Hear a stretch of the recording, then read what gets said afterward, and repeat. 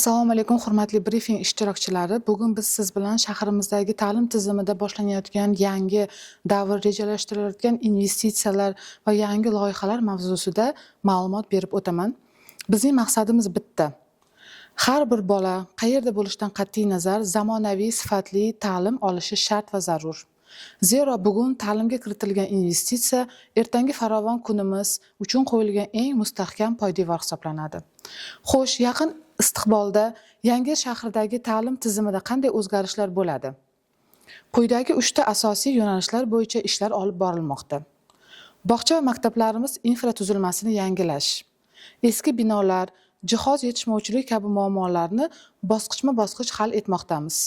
O'zbekiston Respublikasi Prezidentining 2025-yil 6-martdagi Sirdaryo viloyatida ishbilarmonlik muhiti, infratuzilma va aholi turmush darajasini yanada yaxshilash chora-tadbirlari to'g'risidagi PQ 93-sonli qaroriga asosan Tiklanish va taraqqiyot jamg'armasi kredit mablag'lari hisobidan Yangiyer shahrining Ma'rifat mahalla fuqarolar yig'ini hududidagi 9-sonli davlat maktabgacha ta'lim tashkilotida va Shukrona mahalla fuqarolar yig'inining hududdagi 11-sonli davlat maktabgacha ta'lim tashkilotida rekonstruksiya ishlari olib borildi va yakuniga yetkazildi. Yuksalish mahalla fuqarolar yig'ini hududidagi 11-sonli maktabda, Shukrona mahalla fuqarolar yig'ini hududidagi 3-sonli davlat maktabgacha ta'lim tashkilotida rekonstruksiya ishlari davom etmoqda. Temur Malik hududidagi 4-maktabda hamda Fazilat mahalla fuqarolar yig'ini hududidagi 12-sonli davlat maktabgacha ta'lim tashkilotida rekonstruksiya ishlari olib borilmoqda.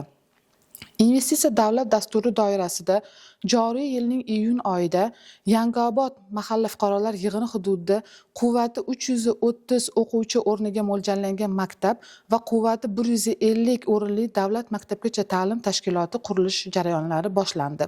Bundan ko'zlangan natija bolalarimiz qishda issiq, yozda esa salqin, barcha qulayliklarga ega bo'lgan binolarda tahsil olishlaridir. Ikkinchi yo'nalish bu zamonaviy texnologiyalar va STEM laboratoriyalari. Maktablarimizda bosqichma-bosqich kompyuter savodxonligi va xorijiy tillarni o'rganish bo'yicha qo'shimcha to'garaklar tashkil etilmoqda. Bundan ko'zlangan natija shahrimiz yoshlari ham poytaxtdagi tengdoshlari kabi robototexnika, dasturlash va xorijiy tillarni shu yerning o'zida bepul yoki imtiyozli o'rganish imkoniyatiga ega bo'lishlaridir. Uchinchi ko'zlangan maqsadimiz sifatli ta'lim va pedagoglarning qo'llab-quvvatlovidir. Har qanday investitsiya agar kuchli o'qituvchi bo'lmasa, albatta samara bermaydi. Ushbu yangi loyiha bog'cha tarbiyachilari va maktab o'qituvchilari uchun viloyat va respublika darajasidagi tajribali mutaxassislar ishtirokida mahorat darslari tashkil etiladi. Hurmatli brifing qatnashchilari va ota-onalar, bu loyihalarning barchasi farzandlarimiz kelajagi uchun. Biz investitsiyalarni nafaqat binolarga, balki bolalarimizning iqtidoriga ham kiritmoqdamiz. O'quvchilarimizdan ham kelajakda buyuk olimlar, dasturchilar va yetuk mutaxassislar yetishib chiqishiga ishonchimiz komil. E'tiboringiz uchun rahmat.